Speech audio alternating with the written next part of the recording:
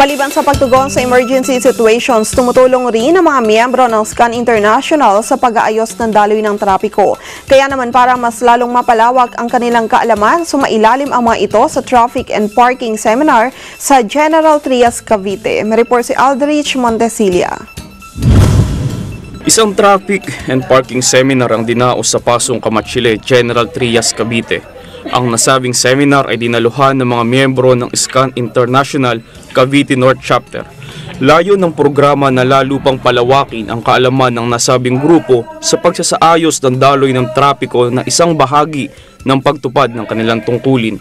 Ang naturang seminar ay pinangasiwaan ng mga bihasa sa nasabing larangan mula sa Road Safety Division sa ilalim ng Office of the Provincial Governor sa pangunguna ni Ginoong Abiel Laudato, Head Operation Officer ng RSD. Ayon kay Ginoong Ariel Barzaga, taga-subaybay ng nasabing grupo, malaking tulong aniya ito sa ikauunlad ng kanilang kaalaman sa pagtupad ng kanilang tungkulin at maging mabuting tagasunod sa batas trapiko. Nagsimula ang naturang seminar bandang alas 9 ng umaga at natapos sa ganap na alas 4 ng hapon.